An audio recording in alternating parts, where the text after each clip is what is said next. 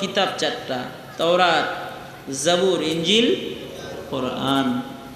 আর 100টা ছোট ছোট কিতাব সাহিফা, যেগুলোকে বলে 100টা আরও কিতাব আল্লাহ আসমান থেকে পাঠাইছেন। এই আসমান থেকে যতগুলো কিতাব মানুষের শিক্ষার জন্য আল্লাহ তাআলা পাঠাইলেন, এই সব কিতাবের মধ্যে কোরআনের মর্যাদা কিন্তু আলাদা। কিভাবে? আসমান থেকে যে কিতাবগুলো জমিনে আসছে ওই সবগুলো হলো কিতাবুল্লাহ।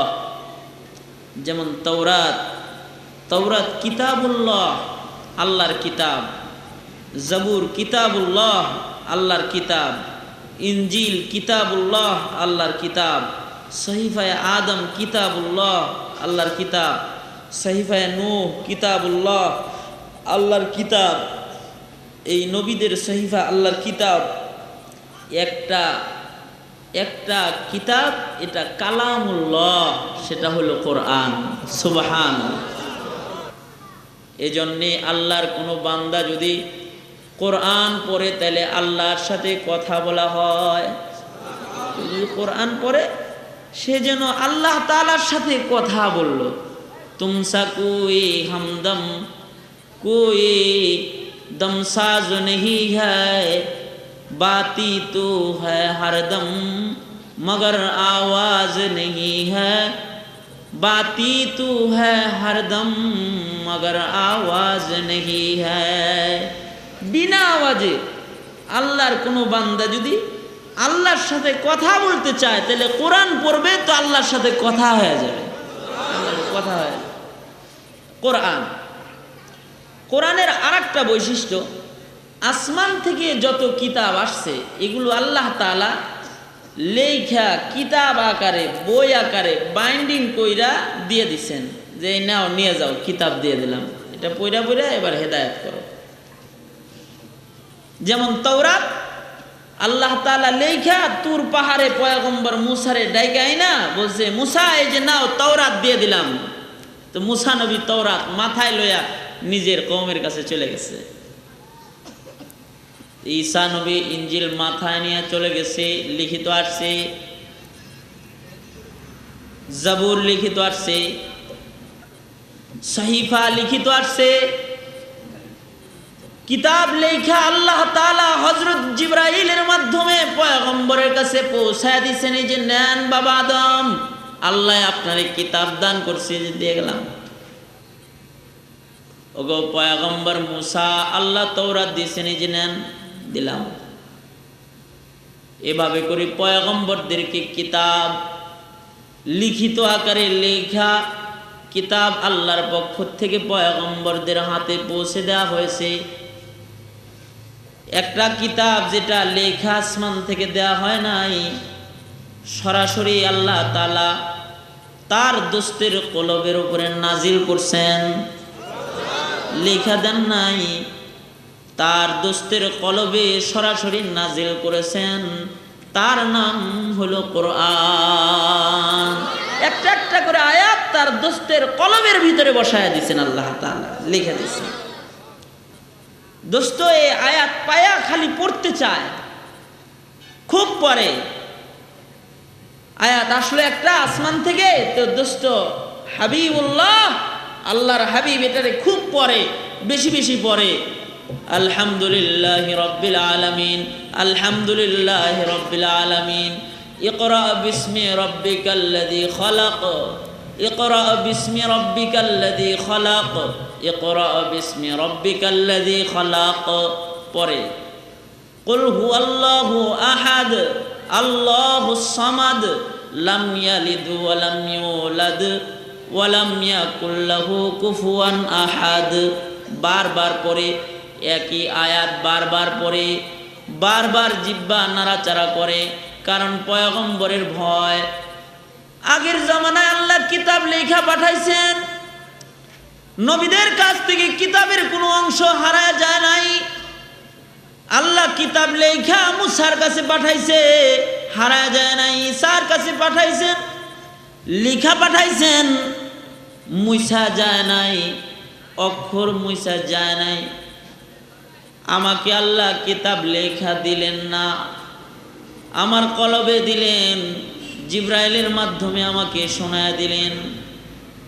আমি কোরআন ভালোভাবে যদি মুখস্থ না করে নেই, আমি যদি একটা অক্ষর ভুলে যাই, তাহলে আমার উম্মত এটা থেকে বঞ্চিত হয়ে যাবে।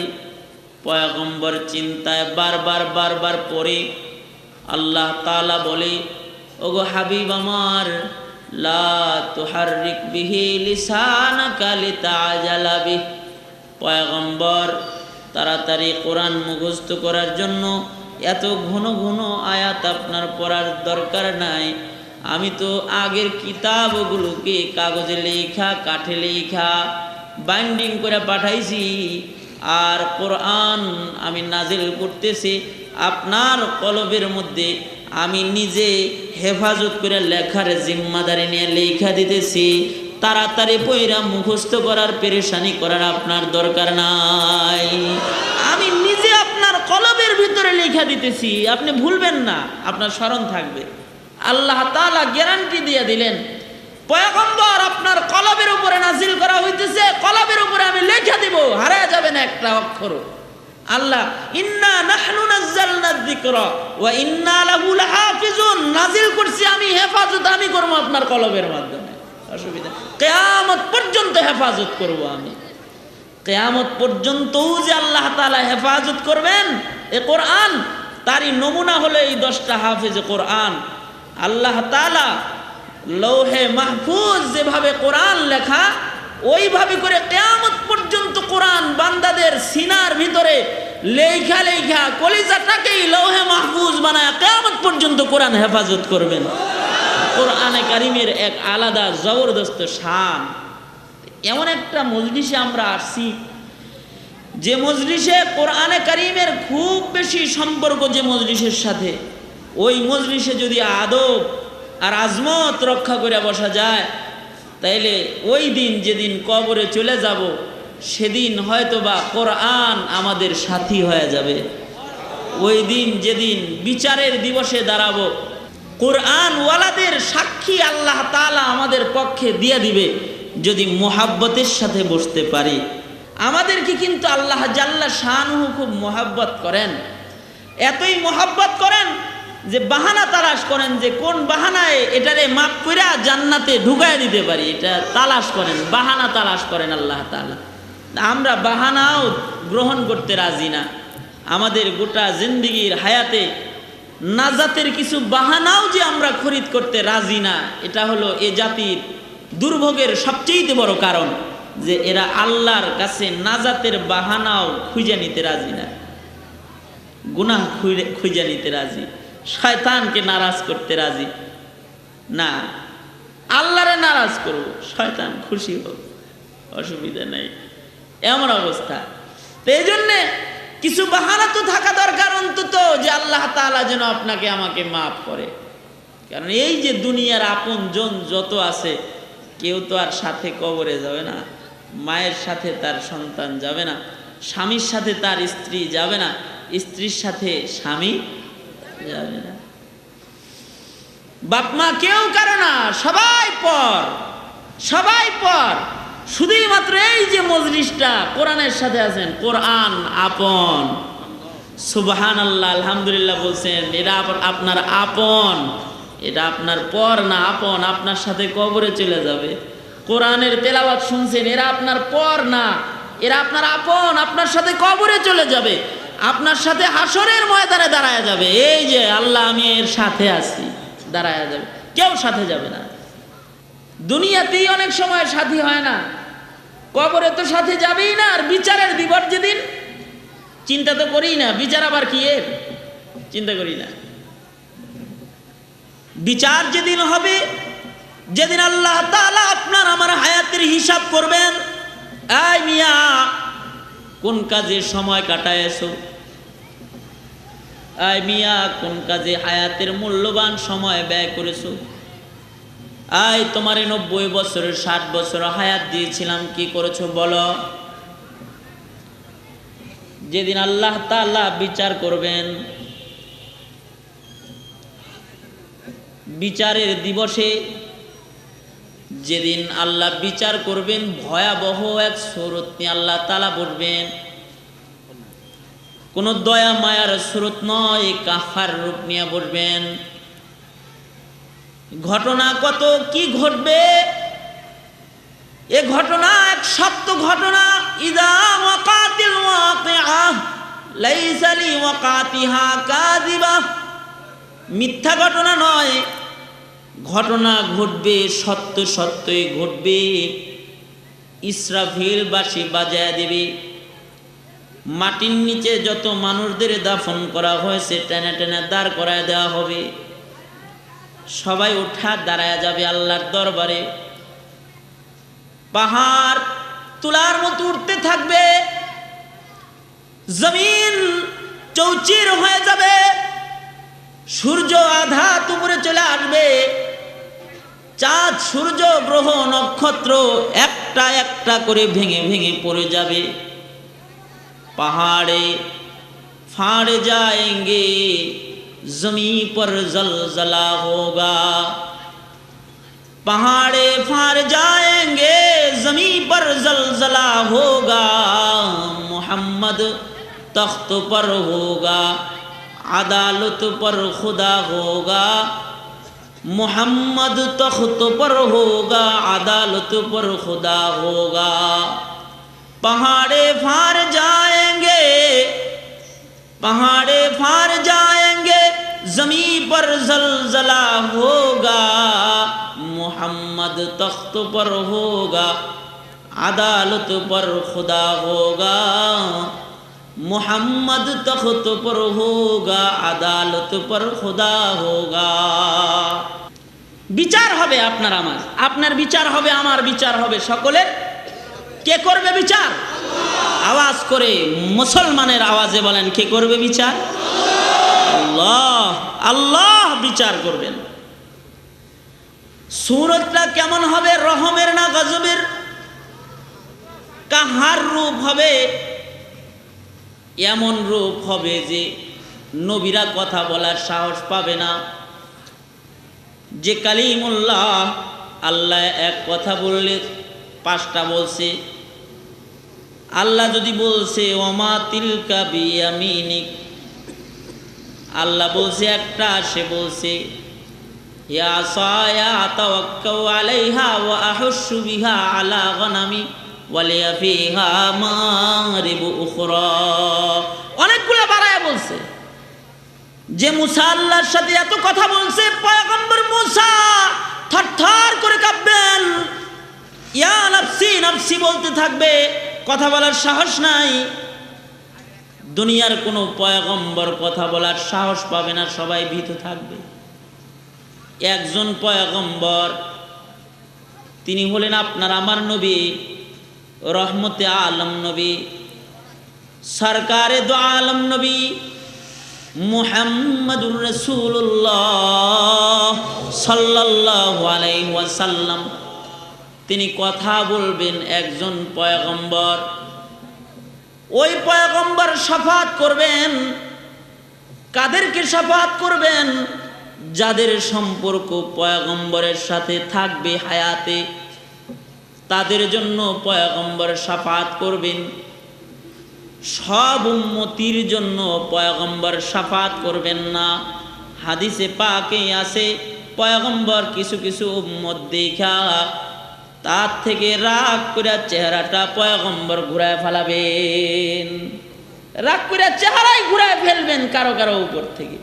উম্মতে মুহাম্মদি হইলেই শাফাত পাওয়া যায়। কারো কারো থেকে রাগ করে চেহারা ঘুরায় ফেলবেন, আল্লাহ তাআলা তাকে জাহান্নামে ফেলে দেবেন।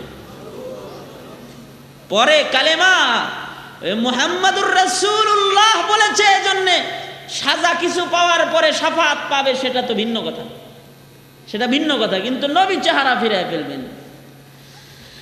তো একজন কথা বলার অধিকার পাবে, তিনি আপনার আমার পয়গম্বর।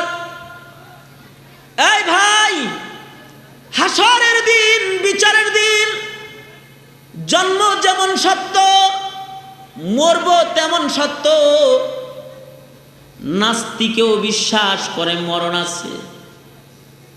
যে কয় আল্লাহ নাই, ও কয় মরণ আছে। মরব যেমন সত্য, জন্ম নিয়েছি সত্য, মরে যাব সত্য, কবরের আযাব সত্য, হাসরের বিচার সত্য। দিবসের হালতটা কি হবে? হায়াতে যাদের সাথে খুব বেশি মোহাব্বত আপনার আমার রইল, তারা চেহারা ফিরায় নেবে, পরিচয় দিবে না। মা সন্তানকে বলবে দূর হও, আমার বিয়ে হয় নাই, সন্তান কবে জন্ম দিলাম। বাবা সন্তানকে অস্বীকার করবে, সন্তানকে বাবা অস্বীকার করবে, বাবাকে সন্তান অস্বীকার করবে, স্বামী স্ত্রীকে অস্বীকার করবে, ভাই ভাইকে অস্বীকার করবে, বন্ধু বন্ধুকে অস্বীকার করবে। বলবে না না, কোনো দোস্ত আহবাব দুনিয়াতে আমার ছিল না। ইয়াউমা ইয়াফিরুল মারউ মিন আখিহি ওয়া উম্মিহি ওয়া আবিহি ওয়া সাহিবাতিহি ওয়া বানিহি। কেউ কারো না পরিচয় দিবে না। ওই দিন নাজাতের জন্য কিছু আমল উসিলা বানানো লাগবে, অথবা মুহাম্মাদুর রাসূলুল্লাহর শাফাআত লাগবে, অথবা উম্মতের আলেমদের শাফাআত লাগবে, অথবা কোরআনে কারীমের শাফাআত লাগবে, অথবা এমন জমিনের সাক্ষ্য লাগবে। জমিন ইয়াউমা ইদিন তুহাদ্দিসু আখবারহা, জমিন দাঁড়ায় বলবে মাওলা আমার উপরে বৈশা বৈশা যে কোরআন পড়া চোখের পানি ফেলছে, কেন তারে মাফ করবা না, মাফ করে দাও। জমিন বলবে, জমিন খবর বলে দিবে। কিছু উসিলা লাগবে না? কাদের জন্য হায়াত নষ্ট করতেছি? দুনিয়াতেই তো 19-20 হইলে বলে না এর সাথে আমার সম্পর্ক নাই। দুনিয়াতেই তো মা সন্তানকে অস্বীকার করে, সন্তান মাকে অস্বীকার করে, স্বামী স্ত্রীকে দুনিয়াতেও অস্বীকার করে। মুসিবতে পড়ে গেলে না, সাধারণ সাধারণ একটু লজ্জা থেকে বাঁচার জন্য ম্যাজিস্ট্রেট ব্যারিস্টার সন্তান নিজের মাকে লোকের সামনে মা বলে ডাক দিতেও লজ্জা পায়। ব্যারিস্টার সন্তান নিজের কৃষক পিতাকে পিতা বলে স্বীকারোক্তি দিতে লজ্জা পায়, অস্বীকার করে বসে অনেক সময়। দুনিয়ার হাল। খলিফাতুল মুসলিমিন হযরতে ওমরে ফারুক রাদিয়াল্লাহু আনহুর আমলের কথা সূরা তেলাওয়াত করেছি, প্রথমাংশ সূরা 3-এর, সেখানেই চলে যাইতেছি। এর আগে আপনাদের সাথে একটু রাবেতা মুহাব্বত মিল মুহাব্বত পয়দার জন্য দুইটা কথা বলতেছি। খলিফাতুল মুসলিমিন হযরত ওমরে ফারুকের আমলের ঘটনা। খলিফা হযরত ওমর দামি মানুষ না? খুব দামি। কেমন দামি? ইসলাম সে তো পরশমণি, তারেকে পেয়েছে খুঁজি, পরশে তাহার শোনা হলো যারা তাদেরই মোরা বুঝি। বলেছেন হযরত রাসূল শেষ পয়গম্বর, আমার পরে যদি নবী হতো কেউ হতো ঠিক সে ওমর।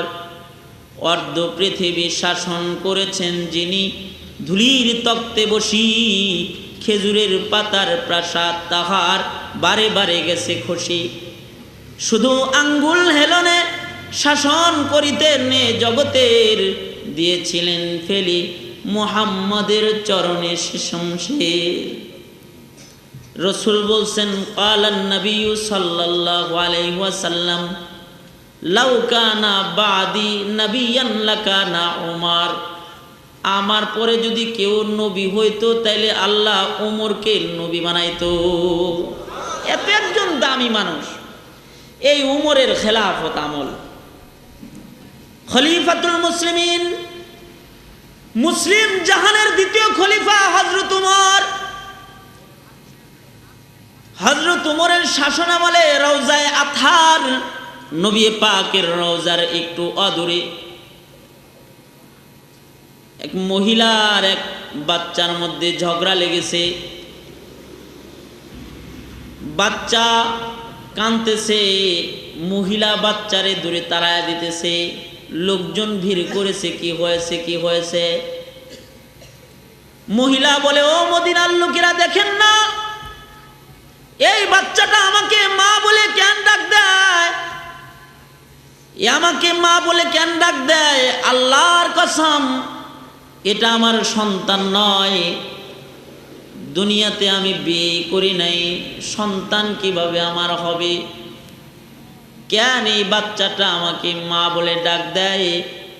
দোহায় লাগে ও মদিনার লোকেরা, বহুদূর আমার ঘর, বহুদূর আমার বাড়ি, আমি বাড়িতে যাব, তোমরা এই বাচ্চাটাকে আমার কাছ থেকে একটু সরায় নিয়ে যাও। আল্লাহর কসম এই বাচ্চাটার মা আমি না, দুনিয়াতে আমার বিয়ে হয় নাই, তার একটু সরায় নিয়ে যাও। এটা হলো মহিলার বক্তব্য। আর বাচ্চাটা বলতেছে, ও মদিনার লোকেরা, বলো না আমি কোথায় যাব, কার কাছে যাব, কে আমাকে গোসল দিয়া দিবে, কে আমাকে রান্না করে খাওয়াবে, আমার মুখে কে লুকমা তুলে দিবে? এটা আমার মা, দোহায় লাগে তোমরা আমাকে আমার মার সাথে দিয়ে দাও। আমার কেউ নাই, মা ছাড়া এই দুনিয়াতে আমার কেউ নাই, আমাকে তোমরা আমার মায়ের কাছে দিয়ে দাও।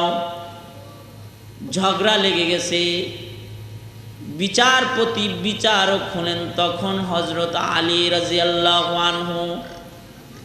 মদিনার বিচারপতি হযরত আলী। মদিনায় কোনো ঝগড়া লাগলে হযরত আলীর কাছে বিচারের জন্য নিয়ে যাওয়া হয় বিচারক। কারণ বিচারক তো অনেক ভালো।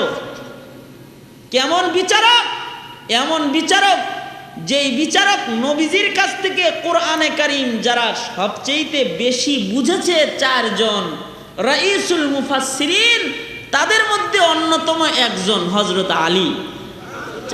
এত বড় আলেম, যার ব্যাপারে রাসূল বলেছেন আনা মদিনাতুল ইলমি ওয়া আলিয়ুন বাবুহা, আমি এলেমের শহর আর এ শহরের দরওয়াজা আলী। অত বড় একজন আলেম, বিচারক। হযরত ফাতেমার স্বামী বিচারক, জান্নাতি রমণীদের সর্দারিনীর স্বামী হযরত আলী বিচারক, সাইয়্যিদা শাবাবি আহলিল জান্নাহ হাসান আর হুসাইন, হাসান হুসাইনের বাবা হযরত আলী বিচারক। হযরত আলীর কাছে খবর চলে গেছে, ও আলী, মদিনার ঝগড়াটা একটু মিটায় দেন। কি ঝগড়া লেগেছে? কয় মা কসম করে বলে তার বিবাহ হয় নাই, আর সন্তান বলে এটা নাকি তার মা। দোহায় লাগে ঝগড়াটা আপনি মেহেরবানি করে একটু মিটায় দেন। হযরত আলী চলে গেছে, যা বলে কি হয়েছে কি হয়েছে? মহিলা বলে দেখেন না আসাদুল্লাহ, এ বাচ্চাটা আমার মা বলে ডাক দেয়, জানেন আমার ব্যাগে কিছু স্বর্ণ গহনা আছে, বোধ হয় আমাকে মা বলে কাছে এসে দূরে যে আমার টাকা পয়সাগুলো চুরি করে নিয়ে যাবে, তারে সরায় নিয়ে যান। বাচ্চাটা কিনে কি বলে, এই বাচ্চা কি হয়েছে, কি সমস্যা? বাচ্চাটা বলে বলুন না আলী, আমার কেউ নাই, এটা আমার মা, আমি কার কাছে যাব, কোথায় যাব, কার বাড়িতে আমি ঘুমাবো, কে আমাকে জায়গা করে দিবে? দূর, বহুদূর আমার ঘর, মায়ের সাথে এসেছি, এটা আমার মা, মেহেরবানি করে আপনি আমাকে আমার মার সাথে দিয়ে দেন। মহিলা, নিবানা তোমার ছেলে? কয় কসম এটা আমার সন্তান নয়। হযরত আলী আসাদুল্লাহ বাচ্চাটার মাথার উপরে হাত রেখেছেন, রেখে বলতেছে, এই বাচ্চা কোনো চিন্তা নাই, এ মহিলা তোমাকে অস্বীকার করলেও আমি তোমার মাথায় হাত রেখে সকলের সামনে ওয়াদা দিচ্ছি, তোমাকে আমি আলী, তোমাকে আমার সন্তান বানায় নিলাম। আজ থেকে আমি আলী তোমার বাবা, আর আমার সন্তান হাসান আর হুসাইন হবে তোমার ভাই। তুমি আমি আলীর ঘরে থাকবা, আমার ঘরে রান্না হইলে দুলুকমা খাইবা, হাসান হুসাইন যেথায় থাকে তুমি সেথায় থাকবা, তুমি আজ থেকে আমি আলীর সন্তান। এই তোমার কি আর কোনো চিন্তা আছে? বাচ্চাটা আনন্দিত হয়ে গেছে, বাচ্চাটা, কারণ বাচ্চাটা তো মুমিন, নবীর কাছাকাছি যুগের মানুষ, আমাদের মতো বেঢঙ্গা মুমিন না। তাদের কাছে এই কথাটার বড় দাম আছে এমন মুমিন, কারণ তারা নবীর কাছের যুগের মানুষ, তারা ভালো। والسابقون السابقون أولئك المقربون। রাসূল বলেন قال النبي صلى الله عليه وسلم خير القرون قرني ثم الذين يلونهم ثم الذين يلونهم। নবী আরবি বলেন যারা আমার যুগের তারা ভালো, আমার পরের যুগের তারা একটু নিচে, তারপরের যুগের আরেকটু নিচে, তারপরের যুগের আরেকটু নিচে, যত আমার কাছাকাছি তত ভালো। মুমিন ভালো। উমরের যুগের মুমিন তো ঈমান তো ভালোই হবে। বাচ্চাটার মুখে হাসি ফুটে উঠছে, কত সুন্দর কথা, বাচ্চার কত বুঝ, কত সুন্দর ইমানি বুঝ, কত সুন্দর তার। বাচ্চাটা হাসি মুখে বলতেছে ওগো আলী, আপনি যদি আমার আব্বা হন তাহলে হযরত ফাতেমা আমার মা, খাদিজাতুল কুবরা আমার নানি, আর আল্লাহর দোস্ত মুহাম্মাদুর রাসূলুল্লাহ আমার নানা। বলেন গো আলী, আল্লাহর দোস্ত যদি আমার নানা হয় তাহলে কি আমার আর কোনো চিন্তা রয় নাকি? আল্লাহর দোস্ত আমার নানা, হাসরের বিচারের দিনে নানার হাত ধরব, আমার নানা আমাকে রেখে জান্নাতে যাবে না। ও আলী, এই মুহূর্তে আপনি আমার বাবা, আমি আপনার সন্তান, এমন শুধু মা নয়, এবার যদি তামাম দুনিয়ার কোনো মানুষ আমারে জায়গা না দেয়, নাই নাই নাই, আমার কোনো চিন্তা নাই, কারণ সরকারে দো আলম নবী আমার নানা। হাসরের ময়দানে আমি আমার নানার সাথে আল্লাহর দিদারে চলে যাব। সুবহানাল্লাহ। সব হারায় গেলেও তো অসুবিধা নাই, আমার মুহাম্মাদুর রাসূলুল্লাহর পরিবারের লোক হয়ে গেছি আমি, ঈমান ভালো। আমার যুবক বাবাজিরা, বুড়া বাবারা, যুবক ভাইরা যারা আসছেন, আপনাদেরকে বলি, ও ভাই, আপনি আর আমি কিন্তু আলী তালাশ করে পাবো না। আপনার আমার মাথায় কিন্তু আলী কখনো হাত রেখে আর আমাকে বলবে না তোরে সন্তান বানাইলাম। আলী চলে গেছেন, ওসমান পাবো না, আবু বকর পাবো না, ওমর পাবো না। আপনাকে আমাকে মাথায় হাত রেখে আপনাকে আমাকে সন্তান তারা বানাবে না, তাদের পরিবারের লোক আমরা আর হইতে পারবো না। কতই না খুশনসিব তার, যার মাথায় আবু বকর হাত রেখে বলল তুই আমার ছেলে। কতই না খুশনসিব তার, যার মাথায় ওমর হাত রেখে বলল তুই আমার মোহাব্বতের। কতই না খুশনসিব তার, যার মাথায় আলী হাত রেখে বলে তুই আমার পরিবারের লোক। কতই না নসিব ভালো যার, যার হাতটা ধইরা মুহাম্মাদুর রাসূলুল্লাহ বলে তুই আমার ছেলে। সুবহানাল্লাহ। কতই না খুশনসিব ওই যায়েদ ইবনে হারেসার, নবীর মোহাব্বত প্রকাশ করতে পেরেছে, পয়গম্বর তার হাতটা ধইরা ছেলে বানাইছে। গোলাম হয়ে নবীর ঘরে আসছে, নবীজি তারে আজাদ করে দিছে।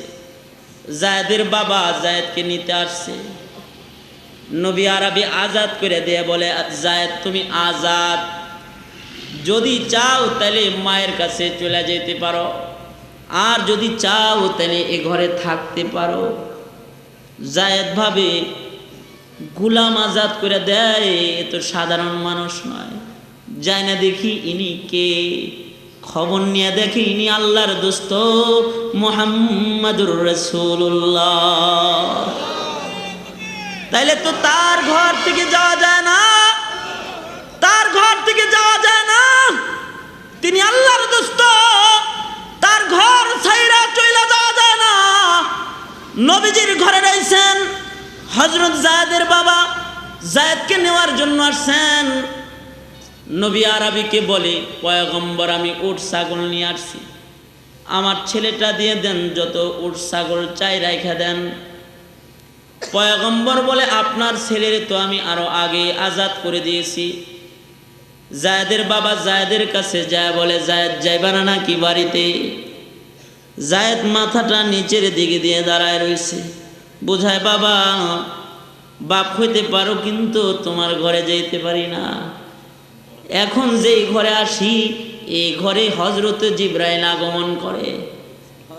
এখন যে ঘরে আসি ওই ঘরে কোরআন নাজিল হয়। এখন যে ঘরে আসি ঘরওয়ালার সাথে আল্লাহ জাল্লা শানুর সম্পর্ক। এখন যে ঘরে আসি এটা আল্লাহর দোস্তের ঘর, এটা আলোকিত ঘর। এমন ঘর রেখে বাবা আপনার সাথে আমি যেতে পারি না। হযরত জায়েদ মাথা নিচের দিকে দিয়ে দাঁড়ায় রয়েছেন। জায়েদের বাবা নিরাশ হয়ে চলে গেছেন। পয়গম্বর জায়েদের মোহাব্বত দেখা জায়েদের হাতটা ধইরা বাইতুল্লাহতে যায় কাবার তওয়াফরত সকল মানুষদেরকে সাক্ষী রেখে বলে, এই মক্কার লোকেরা, তোমরা কিন্তু জায়েদকে পরগাছা মনে করবা না, গোলাম মনে করবা না। মক্কায় তারে কিন্তু কেউ সাবধান গোলাম বলে ডাক দিবা না। আমি মুহাম্মদের জায়েদরে বেটা সন্তান বানায় নিলাম। আজ থেকে জায়েদ আমার সন্তান, তোমরা জায়েদকে মুহাম্মদের ছেলে বলে বলে ডাকবা। কতই না কপাল তার যে মুহাম্মদুর রাসূলুল্লাহর ছেলে হয়ে গেল। কতই না কপাল তার যে আবু বকরের পরিবারে ঢুকে পড়ল। কতই না সুকপাল তার যে হযরত উমরের ঘরে ঢুকে পড়ল। তার কপাল কতই না ভালো যে সে আলীর পরিবারে ঢুকে পড়ল। আমরা কার কাছে যাব? কোথায় যাব? আমরা কার কাছে যাব? আল্লাহর রাসূল বলে, ক্বালান নবী সাল্লাল্লাহু আলাইহি ওয়াসাল্লাম, ক্বালান নবী সাল্লাল্লাহু আলাইহি ওয়াসাল্লাম, আলাইকুম বিমুজালাসাতিল উলামা। ক্বালান নবী সাল্লাল্লাহু আলাইহি ওয়াসাল্লাম, আলাইকুম বিমুজালাসাতিল উলামা। আমার উম্মতিরা যারা তোমার আমাকে পাইলা না, আমার মজলিসে বসতে পারলা না, আবু বকরের মজলিস পাইলা না, উমরের মজলিস পাইলা না, আলীর তালাশ করে পাইলা না, তাইলে কিয়ামত পর্যন্ত সিনায় ইলমের আমানতওয়ালা কিছু আলেম দুনিয়াতে আসবে। তোমরা তাদের মজলিসে যাও, তাদের মজলিসে যা বসবা। তোমাদের জন্য এটা জরুরি। কিয়ামত পর্যন্ত উম্মতের জন্য আল্লাহর রাসূলের নির্দেশ আলেমদের মজলিসে যাতায়াত করা। কেউ যদি আলেমের মোহাব্বতের পরিবারের ভিতরে ঢুকে যেতে পারে, তাইলে নবী আরবি বলছেন, ইয়াশবাউ ইয়াউমাল কিয়ামাতি আল আম্বিয়া ওয়াল উলামা সুম্মা শুহাদা। হাসরের কঠিন ময়দানে নবীরা যেমন শাফাত করবে, আলেম ওইরকম শাফাত করবে। নবীরা যেমন শাফাত করবে ওইভাবে করে হাফিজ কোরআন শাফাত করবে, আলেমরা শাফাত করবে। বাবাজিরা আমার এজন্য আজকের মজলিস হইতে পারে আলেমের মোহাব্বতের মজলিস যদি হয়, তাহলে এর বরকতে নবীর পরিবারের সদস্য হয়ে যেতে পারি। কারণ আল্লাহ তাআলা অনেক দামি করে আপনারা আমারে বানাইছে। আল্লাহ বাহানা তালাশ করে মাফ করার, কারণ খুব দামি করে বানাইছেন যে, এবং খুব মোহাব্বত করেন যে। কত দামি করে বানাইছেন? চারটা কসম খায়া সূরা ৩ আল্লাহ তাআলা বলে, সবচেয়ে সুন্দর করে তোদেরকে বানাইছি আমি। ইনসান বানাইছে, মানুষ বানাইছে জাহান্নামে দিতে, জান্নাত দিতে। এই জন্যই তো যত মানুষ বানাইছেন অত জান্নাত বানাইছেন। আবু জাহেলের নামে জান্নাত আছে, সবার নামে নামে জান্নাত বানাইছেন। জান্নাত বিহীন কোনো ইনসান বানান নাই। যতটা ইনসান ততটা জান্নাত। মোহাব্বত করেন যে, কাফেররাও মোহাব্বত করে, কাফেরের জিহ্বার দিকেও তাকায় থাকে। যদি জিন্দেগির শেষ ভাগেও আমাকে আল্লাহ বলে ডাক দেয়, তো গফফার নামের আলোক ও রোশনি দিয়া তার সব গুনাহ ধুইয়া ওরে জান্নাত দিয়ে দেব। তাকায় থাকে, জিহ্বার দিকে তাকায় থাকে। পয়গম্বর নূহ আলাইহিস সালাতু ওয়াস সালাম, এই আমরা যেমন ওয়াজ করতেছি এরকম ৯৫০ বছর ওয়াজ করছেন। 950 বছর মানুষদেরকে জান্নাতের দিকে ডাকাডাকি করেছেন, মানুষজন শোনে না, উল্টা পথে চলে। পয়গম্বর নূহ নারাজ হয়ে গেছেন। পয়গম্বর নূহ গুসায় আইসা দোয়া করতেছেন, রব্বি লা তাজার আলাল আরদি মিনাল কাফিরিনা দাইয়ারা। আল্লাহর কাছে দোয়া করে, আল্লাহ রব্বি লা তাজার আলাল আরদি মিনাল কাফিরিনা দাইয়ারা। ও মাওলা, কাফির করে একটা ঘর বাড়িও তুমি ছাইরো না।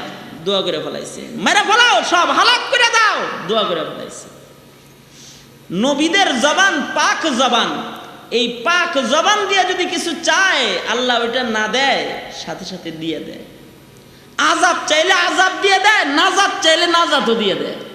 যদি দোয়া লয় কেউ তাহলে তারে নাজাতও দিয়ে দেয়। নবী আরবি দোয়া করতেছে, আল্লাহ 2 ওমরের যে কোনো একটারে কবুল করে নাও একটু। আল্লাহ কয়, পয়গম্বর পাক জবান দিয়ে চাইছেন, খাত্তাবের ছেলেরে দিয়ে দিলাম। আযাব চাইলে আযাব দেয়, নবীরা নাজাত চাইলে নাজাত দেয়, কারণ এটা পাক জবান। আল্লাহর কাছে গেছে, যা বলে, মাওলা আপনার এক বান্দায় নাকি অশান্তিতে আছে, একটু সুখ চায়। ও মাওলা পাক, আপনি আপনার বান্দারে সুখ দিয়ে দেন। আল্লাহ বলে, মুসা পাক জবান দিয়ে সুখ চাইছ, যাও তোমার দুয়ার বরকতে আমি আমার বান্দারে সুখ দিয়ে দিলাম, সুখ দিয়ে দিলাম। পয়গম্বর বলে, মাওলা তাহলে একটু জানায় আসি গা, একটু জানায় আই। পয়গম্বর দৌড়ে যায়, যা দেখে আল্লাহর বান্দা মৃত লাশ হয়ে পড়ে আছে, ইন্তেকাল করেছে। পয়গম্বর আল্লাহর কাছে যা বলে, মাওলা সুখ চাইলাম, বললেন দিয়ে দিলাম, যা দেখি ইন্তেকাল করেছে, কি সুখ আপনি দান করলেন বুঝি নাই। আল্লাহ বলে, মুসা তোমার জবান দিয়া, তোমার পবিত্র জবান দিয়া আমার বান্দার কাছে, আমার বান্দার জন্য তুমি সুখ চাইছো আমার কাছে। তোমার পাক জবানে চাওয়া দোয়াটাকে দুনিয়ার ক্ষণস্থায়ী সুখ দিয়ে আমি ছোট করতে চাই না। তাই মুসারে মৃত্যুটা জান্নাতের দরজা বানায়া আমি আমার বান্দার কাছে পাঠায়া দিছিলাম। মৃত্যু নামক জান্নাতের দরওয়াজা দিয়া চিরসুখের বাসিন্দা তোমার দোয়ার বরকতে আমি বানায়া দিছি, জান্নাতের ভিতরেই তো ঢুকায়া দিছি। নবীরা দোয়া করলেও কবুল হয়, বদদোয়া করলেও কবুল হয়। কয় তাই নবী নাই, দোয়া বদদোয়া কিছু নাই?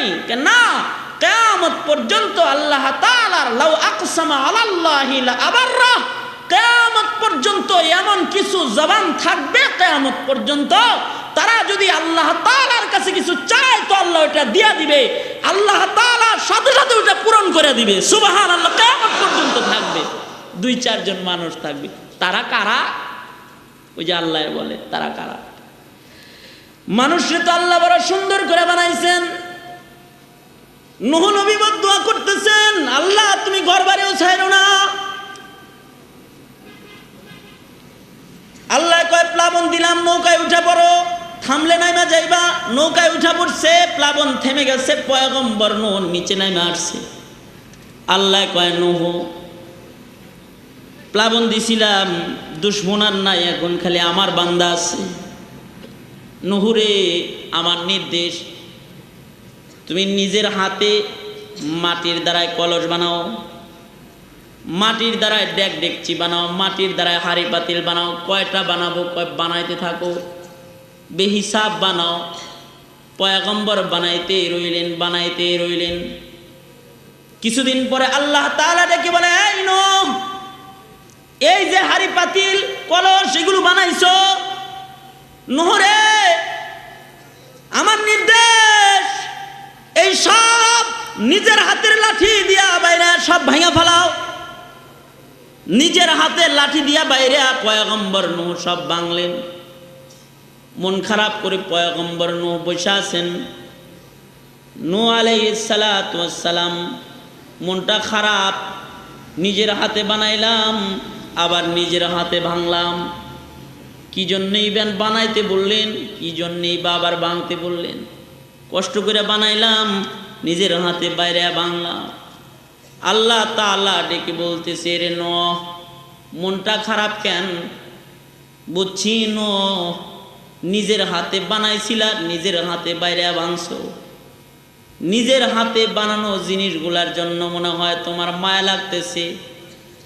জি মাওলানা পাক জি, নিজের হাতে বানাইছিলাম, রোদ্রে তাপে শুকাইছিলাম, কুয়াশার পানিতে নষ্ট না হয় ঢেকে রাখছিলাম, বৃষ্টির পানি না পইরা ভাঙে না যায়, কত যত্ন করে রাখছিলাম। নিজের হাতে বানাইলাম, আবার নিজের হাতে ভাঙলাম, মায়া লাগতেছে। আল্লাহ বলে, নূহ, এই যে বানাইছিলা, রূহ দিছিলা নাকি? না। কথা বলার জবান দিছিলা নাকি? না। চক্ষু দিছিলা দেখার? না। হাত পা দিছিলা নাকি দৌড়াবার? না না, দেই নাই। তুমি যখন বাইরে ভাঙতেছিলা কেউ দৌড়ে পালাইছে? না মাওলানা। কোনো আওয়াজ পাইছো? না মাওলানা, আওয়াজ পাইনি।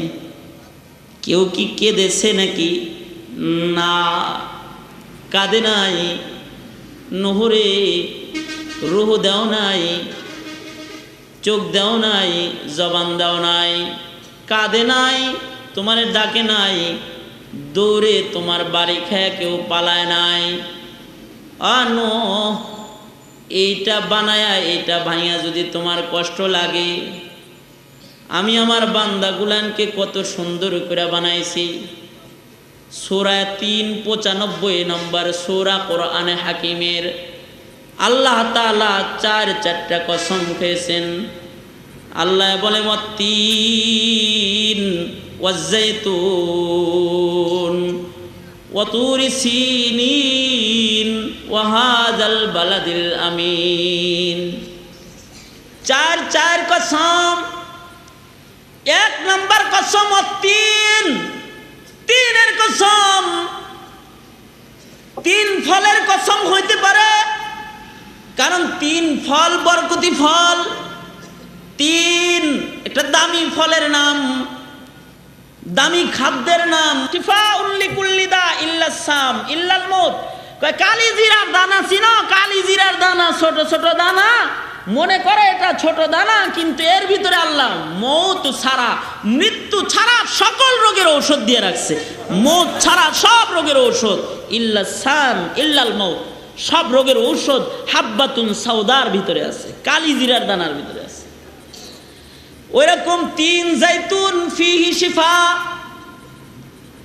তিন বরকতি খাবার,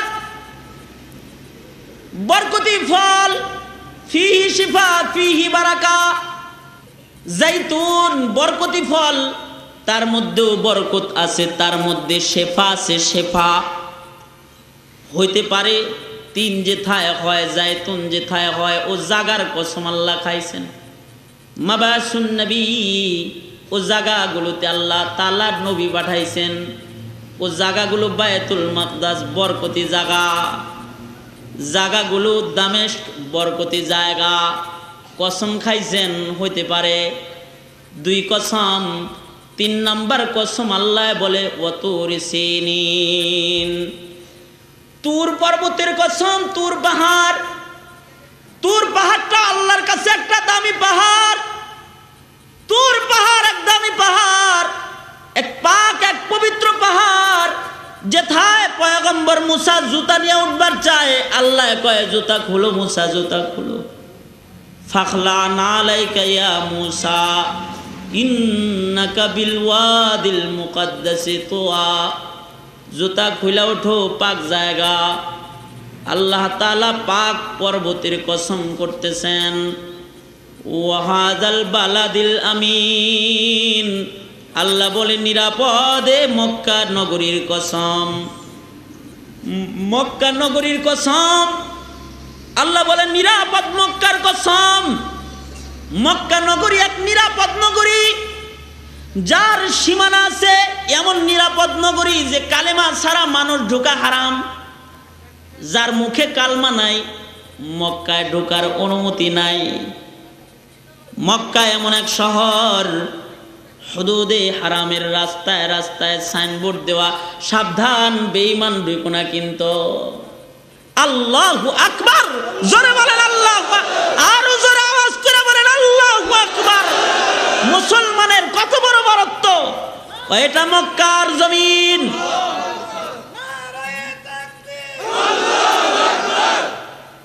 এটা মক্কার জমিন।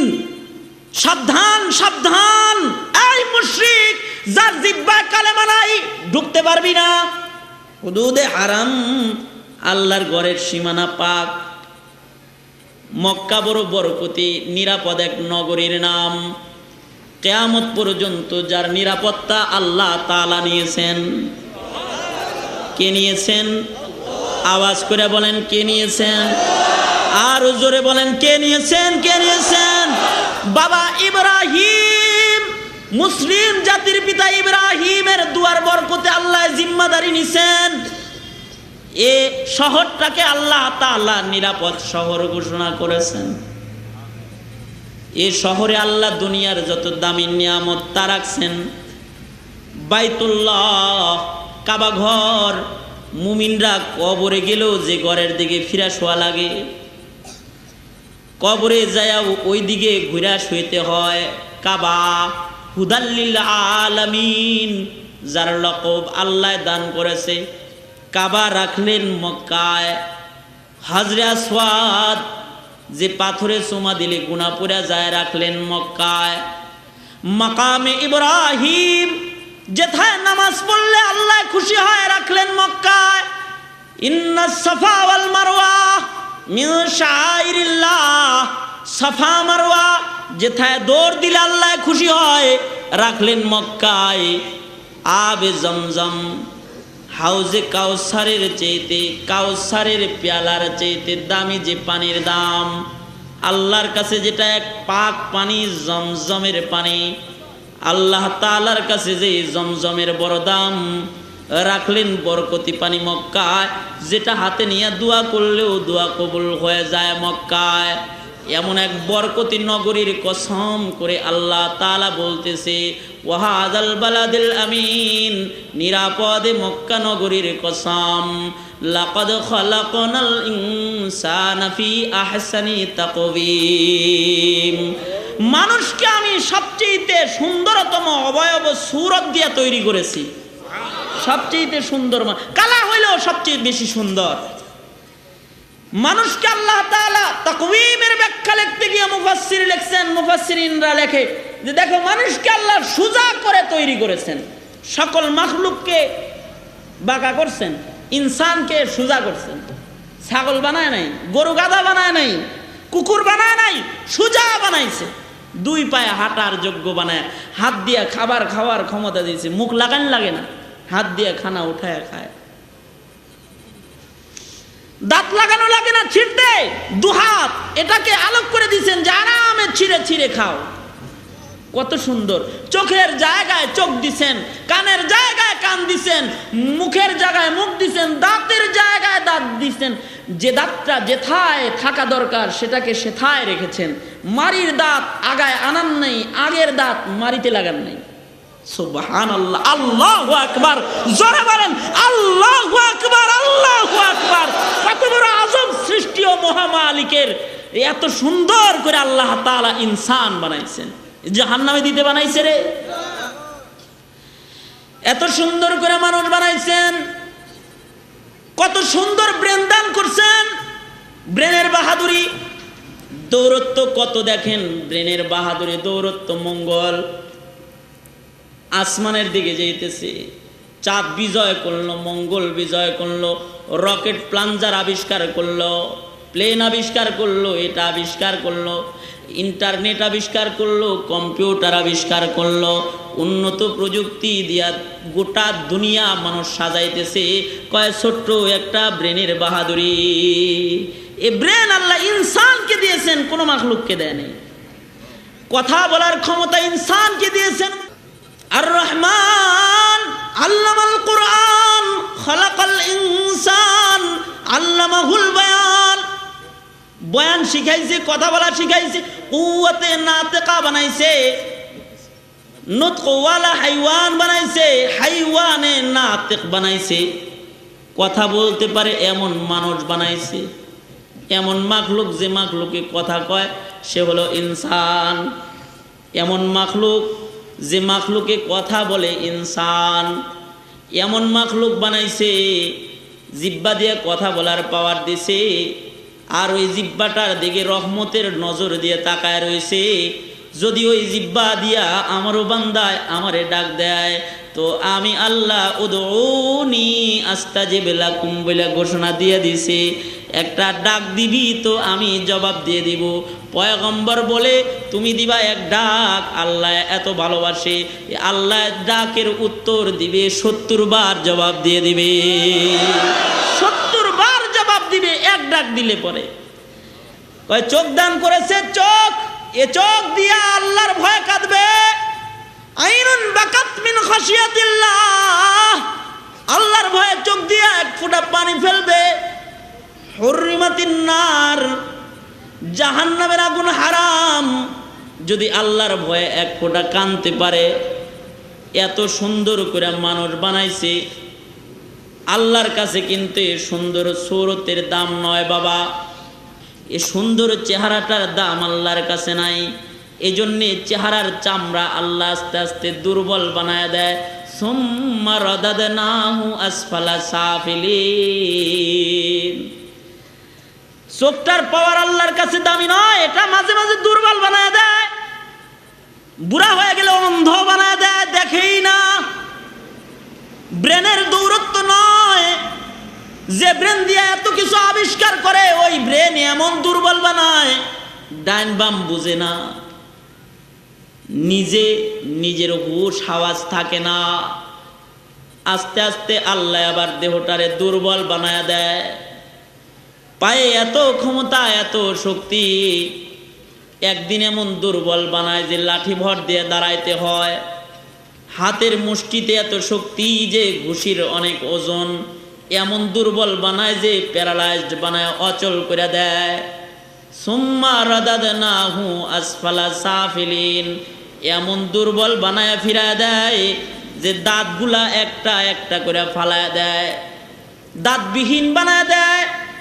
এমন দুর্বল বানায় দেয় যে কখনো কখনো বিছানায় পেশাব পায়খানা করায়।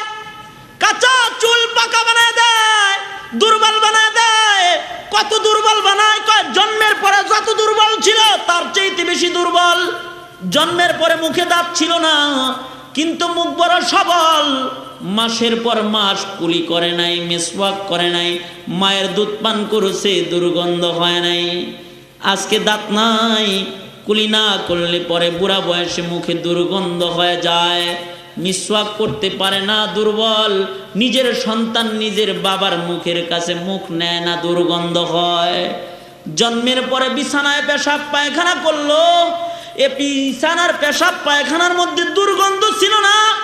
মা কাঁথাটাকে টান দিয়ে উঠায়া মাথার কাছে রাইখাই সারা রাত ঘুমাইছে, মায়ের কষ্ট হয় নাই, বাবার কষ্ট হয় নাই। বুড়া বয়সে এত দুর্বল আল্লাহ বানাইছে মানুষকে, বিছানায় পেশাব পায়খানা করলে ও ঘরে মানুষ থাকা যায় না, এত দুর্বল বানাইছে। আল্লাহ তাআলা বুঝায়, বান্দা সুন্দর করে বানাইছি সুন্দর জান্নাত দেওয়ার জন্য। সুরত দেখা জান্নাত দিমু না, ক্ষমতা দেখা জান্নাত দিমু না। ইন্নাল্লাহা লা ইয়ানজুরু ইলা সুওয়ারিকুম ওয়ালাকিন ইয়ানজুরু ইলা কুলুবিকুম ওয়া আমালিকুম। আল্লাহ কয় সুরত দেখা জান্নাত দিমু না।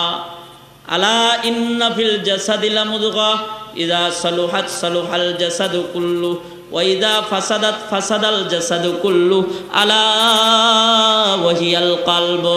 সুরত দেখা জান্নাত দিব না, কলজা দেখা জান্নাত দিব। কলজা, প্রত্যেকটা মানুষের দেহের ভিতরে কলিজা আছে, একটা গোশতের টুকরা আছে যার নাম হলো কলব।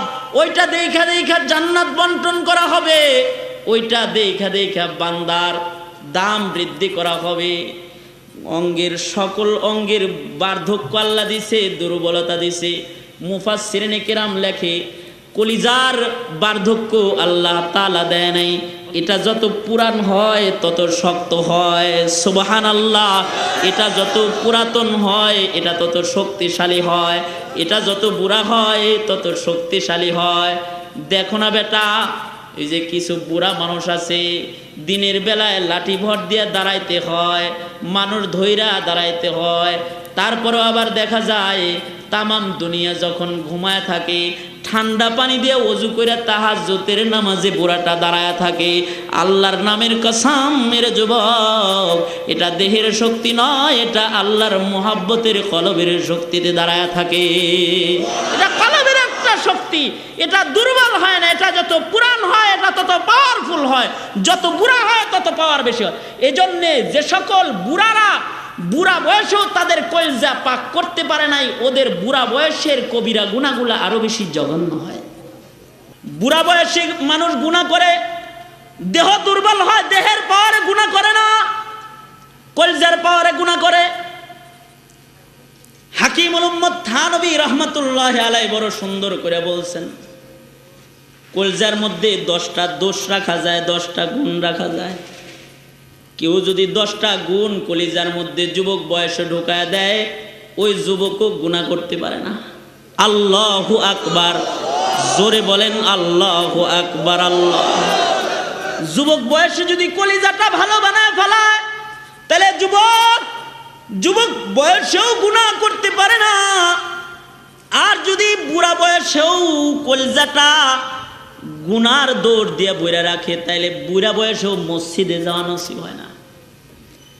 বুড়া বয়সেও মসজিদের প্রথম কাতার ধরতে পারে না, বুড়া বয়সেও পর্দা করতে পারে না, বুড়া বয়সেও জেনা ছাড়তে পারে না, বুড়া বয়সেও মদ খাওয়া ছাড়তে পারে না, বুড়া বয়সেও তাস খেলা ছাড়তে পারে না, বুড়া বয়সেও সিনেমা দেখা ছাড়তে পারে না। আর যদি কলিজা ভালো হয়ে যায় তো ও বান্দা জোয়ান বয়সেও গুনাহ করতে পারে না। অন্ধকার রজনীর ভিতরে অন্ধকার ঘরেও সে গুনাহ করতে পারে না, কারণ তার কলজাটা পাক। এই পাক কলজাওয়ালা মানুষের আসর তার চোখ দিয়া, কান দিয়া, তার অঙ্গ দিয়া আল্লাহ তাআলা বাইর করতে থাকে। সুবহানাল্লাহ। কলিজা দিয়া, কলিজার গুণ অঙ্গ দিয়া বাইর হইতে থাকে, তখন জোয়ান বয়সেও গুনাহ করা যায় না।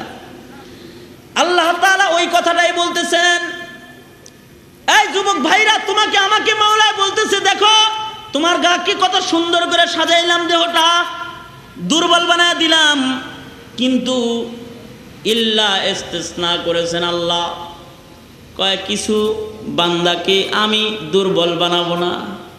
সুম্মা রাদাদনাহু আসফালা সাফিলিন।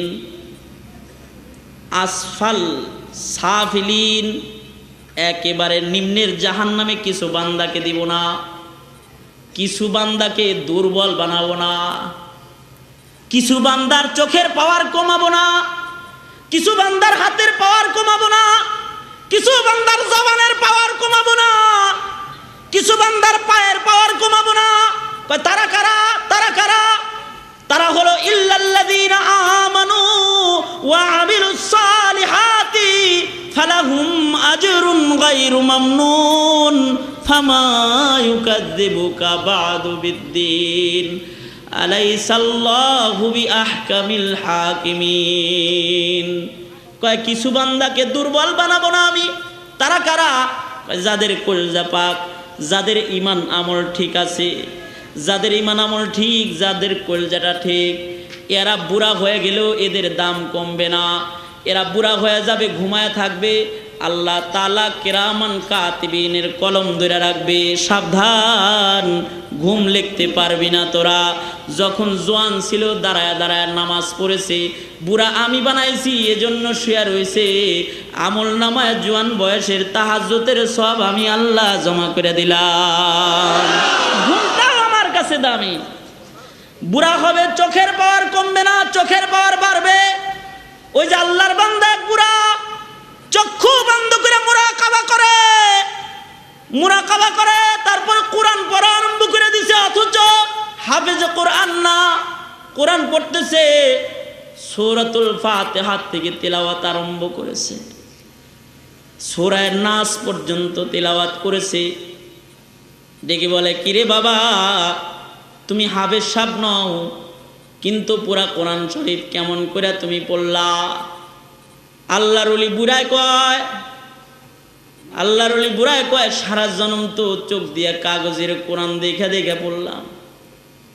আল্লাহর কাছে একটু দরখাস্ত করছিলাম, লৌহে মাহফুজ দেখে যদি মাওলায় পড়াইতো।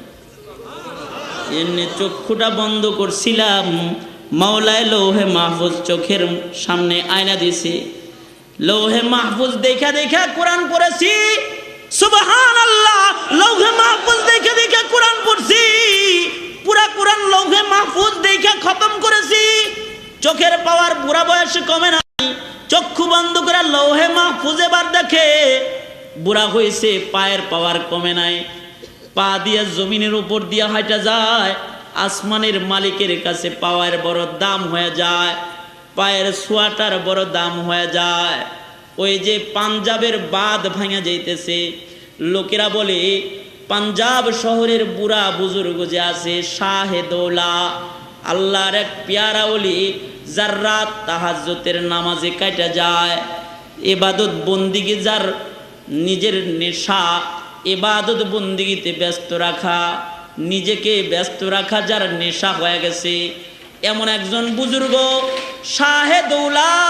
ওই যে বুড়াটা আছে, ওই বুড়াটাকে তোমরা সবাই মিলা পাঞ্জাবের বাঁধের উপরে দাঁড় করায় দাও, দাঁড় করায় তারে দিয়ে দোয়া করাও।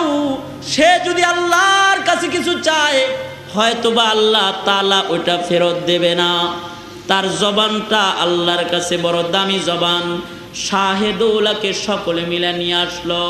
ওগো আল্লাহর ওলি, এই যে বাঁধ ভাঙা ভাঙা নদীতে চলে যাইতেছে, শহরে পানি ডুইগা পড়বে, আল্লাহর ওলি গো, আপনি এথায় দাঁড়ায়া একটু দোয়া করেন, যাতে করে শহরের ভেতরে পানি প্রবেশ না করে, বাঁধ যেন ভাঙা না যায়। শাহেদৌলা বলে, কোদাল লয়ে আসো দোয়া করতে। কোদাল লাগবো, কোদাল চেনেন? কোদাল লয়ে আইছে, তো কোদাল দিয়া মাটি কাইটা কাইটা নদীতে ফেলতেছে। কি আল্লাহর ওলি, আমনের আনলাম মাটি ভাঙ্গন থামাইতে, আমনে দিয়ে আরো কাইটা নদীতে ফালান, পাইছেনটা কি? কয় মিয়া, আল্লাহ তাআলার সাথে একাত্মতা ঘোষণা করলাম, জিধার মৌলা উধার শাহেদৌলা, আল্লাহ যেদিকে আমি ওই দিকে ওইটা দেখাই দিছি আর কি। সুবহানাল্লাহ। জিধার মৌলা উধার শাহেদৌলা, আল্লাহ তাআলা যেদিকে শাহেদৌলা ওই দিকে। জিব্বাটা আল্লাহ তাআলার বিপক্ষে না যায়, হাতটাও আল্লাহর বিপক্ষে না যায়, এই জন্য মাটি কেটে নদীতে ফেলায়। রেজাবিল কাজা এত বেশি। আল্লাহর ওলি তো চলে গেছে, আল্লাহ তাআলা ফিরিস্তা করে ডেকে কইছে, এক ছাটা 1 ইঞ্চি মাটি যেন ওখান থেকে গড়ায় নদীতে না পড়ে, ফিরিস্তারা ধরে রাখো, কারণ আমার বান্দার, আমারে বুড়া বান্দার পায়ের ছোঁয়া লাগছে। এখান থেকে যদি মাটি খইসা পড়ে যায়, তাহলে আমার বান্দার ইজ্জত কমে যাবে, তার পায়ের ছোঁয়ার অনেক দাম, এটারে বাইদা রাখো। সুবহানাল্লাহ, সুবহানাল্লাহ, বাইদা রাখো, এটা যেন 1 ইঞ্চি মাটি গড়ায় না পড়ে। কিছু বান্দা আছে তাদের পায়ের দাম বেড়ে যায়। এই বাবা, কিছু বান্দা আছে তাদের মুখের লালার দাম বেড়ে যায়। অধিক জিকির করতে করতে তাদের মুখের লালা দামি হয়ে যায়। অধিক হাদিস পড়াইতে পড়াইতে তাদের মুখের লালা দামি হয়ে যায়। যেমন শাইখুল হাদিস আল্লামা আজিজুল হক, শাইখুল হাদিস জাকারিয়া রহমাতুল্লাহ আলাইহি, শাইখুল ইসলাম হুসাইন আহমদ মাদানী রহমাতুল্লাহ আলাইহি, আল্লাহর এমন বান্দা ছিলেন এরা। হযরত হাকিমুল উম্মত থানবী রহমাতুল্লাহ আলাইহি, হাজী ইমদাদুল্লাহ মুহাজির মক্কি রহমাতুল্লাহ আলাইহি, কাসেম নানুতুবী রহমাতুল্লাহ আলাইহি, ভারতবর্ষের প্রথম শাইখুল হাদিস ইয়াকুব নানুতুবী রহমাতুল্লাহ আলাইহি। আল্লাহর ওই সকল পেয়ারা বান্দারা আল্লাহর নামের জিকির করতে করতে, আল্লাহর কোরআন তেলাওয়াত করতে করতে, আল্লাহর রসুলের হাদিস পড়তে পড়তে, পড়াইতে পড়াইতে তাদের জিব্বাগুলানেরও এত দাম হয়ে গেছে গা। নবীর মুখের লালা যেমন বড় দাম, এই সকল আল্লাহর বান্দাগুলানের মুখের লালাও বড় দাম। ওই যে এক বান্দা এমন এক বুজুর্গের কাছে গেছে যে কোরআন পইরা মজা পায়, এমন এক বুজুর্গের সামনে গেছে যে জিকির করে মজা পায়। এমন এক বুজুর্গের সামনে গেছে যার জিহ্বাটা বড় পাক, নিজের মাথাটা নিয়ে আল্লাহর ওলির সামনে দিয়া কয়, আল্লাহর ওলি গো, আপনি একটু আপনার বরকতি হাত দিয়ে আমার মাথায় একটু হাত বুলায় দেন, আপনি একটু আমার মাথায় একটু দম করে দেন। আল্লাহর ওলি বুড়া মানুষ, মুখে কোনো দাঁত নাই, আল্লাহর ওলি দুর্বল হয়ে গেছেন, চেয়ারে বসে আছেন, জিকির করতেছেন। আল্লাহর বান্দা একটু নিজেকে ঝাড়ার জন্য সামনে নিয়ে গেছে, আল্লাহর বান্দার উপরে আল্লাহর ওলি দম করেছে, ফু দিয়া দিছে, মুখে দাঁত নাই, ফুয়ের সাথে সাথে মুখের লালা বের হয়ে গেছে। সামনে বসা আগন্তুক মুখের লালাটা যেন পড়ে না যায় জন্য হাত পাইতে দিছে, মুখের লালাটা হাতের মধ্যে পড়ে গেছে। মুখের লালা হাতে নিয়ে এবার দূরে যে আল্লাহর সাথে কথা কয়, মালিক রে, আমার হাতে এমন এক বান্দার মুখের লালা আছে যে তোর নামের জিকির করে স্বাদ পায়, যে শেষ রাত্রে তাহাজ্জুদে তোরে ডাইকা স্বাদ পায়। ও মাওলা, যার জবান দিয়ে মিথ্যা হয় না, যার জবান দিয়ে গীবত হয় না, যার জিহ্বা দিয়ে তোরে ডাইকা মজা পায়, ওরে মালিক, এমন একটা তোর প্যারা বান্দার মুখের লালা আমার হাতে। ও মালিক, তোমার নবী পাই নাই, তোমার নবীরে পাইলে তোমার নবীর মুখের লালা খাইতাম, আবু বকর পাইলে আবু বকরের মুখের লালা খাইতাম, ওমর পাইলে ওমরের মুখের লালা খাইতাম, আলী পাইলে আলীর মুখের লালা খাইতাম। সাহাবি পাই নাই, রসুল পাই নাই, নায়েবে নবী পাইছি, নায়েবে নবীর মুখের লালা হাতে লইছি। আরে মালিক, এরা নাকি ওয়ারাসাতুল আম্বিয়া, তোমার নবী কইছে। ও মাওলা, একজন ওয়ারিসে নবীর মুখের লালাটা হাতে লইয়া জিহ্বা দিয়া চাইটা খায় ফেলাইলাম, এই জিহ্বার উপরে তুমি আযাব দিও না মাওলা। চোখের পানি ফেলে কেঁদেছে। রাতের বেলায় যখন ঘুমাইছে, ঘুমের ঘরে স্বপ্নে দেখে বাবা রহমতের নবী, বরকতের নবী, দো জাহানের সরদার নবী, শাফিউল মুজনবিন নবী মুহাম্মদুর রাসূলুল্লাহ সাল্লাল্লাহু আলাইহি ওয়াসাল্লাম আয়েশা পড়ছে, দুইটা হাত বাড়ায় দিয়া বলে, আয় আয় আয় আমার বুকে আয়, আমারে পাস নাই, আমার একজন ওয়ারিসের মুখের লালা খায়া ফলাইছিলি। আরে তুই তো আমার ওয়ারিসের মুখের লালা খাস নাই, আমার সাহাবীরা আমার মুখের লালা খাইছে, তুই আমার ওয়ারিসের মুখের লালা খেয়েছাস, তুই ওয়ারিসের মুখের লালা খাস নাই, কেমন যেন তুই আমি পয়গম্বরের মুখের লালা খায়া ফলাইছ। আয় আয় আমার বুকে আয়, ওয়াদা দিলাম রে উম্মতি, তোর মতো আশিক বাইরে রাইখা আমি পয়গম্বর তোরে সারা জান্নাতে যাব না। এজন্য বাবাজিরা, একটা কথা হলো, আপনাকে আমাকে পাক হইতে হবে, ওয়াজের একটা অংশ, আপনাকে আমাকে পাক হইতে হবে, আপনার আমার কলজাটাকে পাক বানাইতে হবে, তাইলে আল্লাহর কাছে দামি হওয়া যাবে। আর একটা কথা হলো, দুনিয়াতে পাক মানুষের সিলসিলা কিয়ামত পর্যন্ত থাকবে। পাক মানুষদের সাথে যাদের সম্পর্ক থাকবে, পাক মানুষ কারা? যাদের দাম কমে না তারা হলো পাক মানুষ। আল্লাহর নামের কসম, হাফেজের দাম বুড়া হইলেও কমে না। আল্লাহর নামের কসম, শাইখুল হাদিসের দাম বুড়া হইলে বাড়ে। আল্লাহর নামের কসম, জাকের বান্দার দাম বুড়া হইলে বাড়ে। যত বুড়া হয় তত বেশি দামি হয়। তাদের পায়খানা পেশাব সাফ করা মানুষ ইবাদত মনে করে, তাদের জামা ধুয়ে দেওয়া মানুষ ইবাদত মনে করে, তাদের জুতাটা বহন করা মানুষ ইবাদত মনে করে।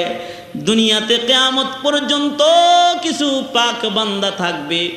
আলী পাবি না, উমর পাবি না, আবু বকর পাবি না তোরা। ও যুবক, যদি জুবানার খপ্পরে পইরা উলামাদের থেকে দূরে সইরা যাও, কপাল পইরা যাবে। দুশ্মনদের খবলে পইরা, দুশ্মনদের নীল নকশায় পাড়া দিয়া, যুগের উলামায়ে কেরাম, আল্লাহর কিছু প্যারা বান্দা, যারা বুড়া হইলেও দাম কমে না, দাম বাড়ে, এদের থেকে দূরে সরা যাবে না। যারা এদের মোহাব্বতের ভেতরে ঢুকবে, রাসূল বলছেন ইয়াশফাউ ইয়াউমাল কিয়ামাতি আল আম্বিয়া ওয়াল উলামা, তারা আমি নবী আলেম উলামার শাফাতের ভেতরে ঢুকে যাবে। সুবহানাল্লাহ। হযরত আলী বিচারপতির দক্ষতার দ্বারা তথ্য বের করতেছেন। হযরত আলী বলে, এই মহিলা, এই বাচ্চাটা আজ থেকে আমার পরিবারের লোক, এই বাচ্চাটার ওলি আমি এই বাচ্চাটার ওলি। এই মহিলা, তোমাকেও আমি আমার পরিবারের সদস্য বানাইতে চাই।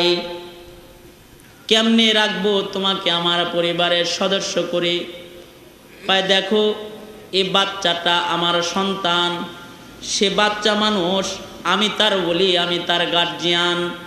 ছোট বাচ্চার উপরে গার্জিয়ানের বাহাদুরি চলে, তাই আমি আমার এই বাচ্চাটাকে বিবাহ করাইতে চাই। এই মহিলা, তোমাকে আমার পুত্র বধূ করে আমি ঘরে রাখতে চাই। আমার বাচ্চা ছেলেটার সাথে তোমার বিয়ে দিতে চাই, কারণ তুমি বলেছ তোমার নাকি বিয়ে হচ্ছে না, তুমি নবীর পরিবারের সদস্য হইয়া থাইকা যাও। মহিলাটা কান্নায় ভেঙে পড়েছে। দেখে বলে, ও আলী, কত বড় খুশনসিব আমার, আমি নবীর পরিবারের সদস্য হয়ে যেতে পারবো, আলীর পুত্রবধূ হয়ে তার ঘরে আমি থাকতে পারবো, কত বড় কপাল আমার। কিন্তু বদনসিব হয়ে গেল এজন্যে। ও আলী, অন্য কোনোভাবে কি আমাকে ঘরে রাখা যায় না? যে ছেলেকে আমি পেটে ধারণ করেছি, যে ছেলেকে গর্ভে ধারণ করেছি, তাকে কি স্বামী বানানো যায় নাকি? ও আলী, এটা আমার সন্তান, তারে কেমনে আমি স্বামী বানাবো? হযরত আলী বলে, এই মহিলা, তাহলে কেন আগে অস্বীকার করেছিলা? মহিলা বলে, ও আলী, এ সন্তানটা পেটে থাকা অবস্থায় স্বামী যুদ্ধের ময়দানে শাহাদাত বরণ করেছে, এ সন্তান প্রসব করেছি, এই দীর্ঘদিন ধরে নিজের খাওন জুগাইতে পারি না। বলুন গো আলী, সন্তানকে কেমন করে লেখাপড়া শিখাই, কেমন করে সন্তানকে আমি খাবার খাওয়াই? নিজের পেট জুগাইতে পারি না, আর একজনের খাবার জোগানো কত কঠিন কাজ। যুদ্ধের আমল, দুর্ভিক্ষ চলছে, মুসলমানদের বিজয় নিশান নিয়ে মুসলমানরা যুদ্ধের ময়দানে, বিবাহ হয় না, হায়াত কাটে যেতেছে, মুসিবত যায় না। ভাবলাম কোনো কৌশলে যদি সন্তানটাকে অস্বীকার করে কোথাও ফেলে আসতে পারে, একাকী বেঁচে থাকাটা কোনো কঠিন কাজ হবে না। ও আলী, এজন্যে মদিনা আসছিলাম, কারণ আমি জানি মদিনায় নবীর আনসার সাহাবীরা যারা আছে, যাদের ব্যাপারে আল্লাহ তাআলার সনদার সার্টিফিকেট আছে, ওয়া ইউসিরুনা আলা আনফুসিহিম ওয়ালাউ কানা বিহিম খাসাসা, এরা নিজে না খায়া অপরকে খাওয়াইতে ভালোবাসে। মদিনার আনসার সাহাবীরা নিজের বাড়ি অপরকে ছাইরা দিয়ে খুশি হয়, নিজের সন্তান অপররে দিয়া খুশি হয়, নিজের ঘর বাড়ি অপর ভাইরে দিয়া খুশি হয়, নিজে না খায়া ভাইরে খাওয়ায় খুশি হয়। এমন পাক আদর্শের নবীজির গড়া সৈনিক আজও মদিনায় দাঁড়ায় আছে। ভাবলাম সন্তানটাকে যদি কোনো কৌশলে মদিনায় ফেলে আসতে পারে, তাইলে হয়তোবা মদিনার আনসার সাহাবীদের জমিনে, পয়গম্বরের পাক জমিনে মদিনাতুল মুনাওয়ারাতে আমার সন্তান না খায়া থাকবে না, কেউ না কেউ আমার সন্তানটাকে সন্তান বানায় ঘরে তুলে নিয়ে যাবে। এই জন্যে কৌশলে মদিনায় রাখার চেষ্টা করেছিলাম। সুবহানাল্লাহ। ঘটনা বলার দ্বারা উদ্দেশ্য হলো যে দুনিয়াতেই তো মা বাপ সন্তানকে অস্বীকার করে ফেলায়, তাহলে হাসরের কি হাল? হাসরে তো শুধু কলজা পাকওয়ালাদের শান্তি হবে, যাদের কোরআনের নিসবত ছিল, আলেমের নিসবত ছিল, তাদের শান্তি হবে। মা বাপ পরিচয় দিবে না, কেউ কারো ধারে কাছে যাবে না। তখন কি হবে আমার? তখন আমার কি উপায়? আল্লাহ তো বড় আদর করে বানাইছে, ওই যে নূহকে বলতেছে বড় আদর করে বানাইছি। তাইলে চিন্তা করে দেখো, তোমার যদি এই রুহবিহীন হাড়ি পাতিল ভাঙে এত কষ্ট হয়, তাহলে আমার বান্দাগুলার যে তোমার দুয়ায় হালাক কইরা আমার কত কষ্ট হইতেছে। সুবহানাল্লাহ, কত কষ্ট হইতেছে আমার। আল্লাহ তাআলা তো বান্দার দিকে তাকায় থাকে। এজন্য কোরআনের জায়গায় জায়গায় আল্লাহ আল্লাহর বান্দা করে ডাইকে বলছে, আয় বান্দা, 60 বছরও গুনাহ করেছো অসুবিধা নাই, 80 বছরও গুনাহ করেছো অসুবিধা নাই।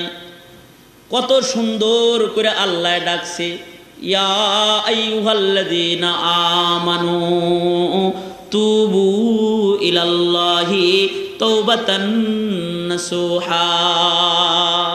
আল্লাহ কয়, এই বান্দারা, ওই কালেমাওয়ালারা, আমার কাছে তাওবা নাসুহা কর, সব মাফ করে দেব।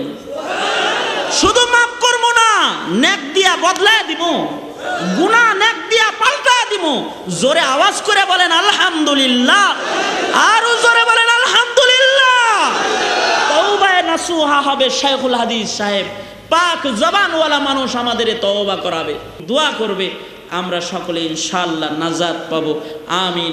ওয়া আখিরু দাওয়ানা আনিল হামদুলিল্লাহি রাব্বিল আলামিন। আসসালামু আলাইকুম ওয়া রাহমাতুল্লাহি ওয়া বারাকাতুহু।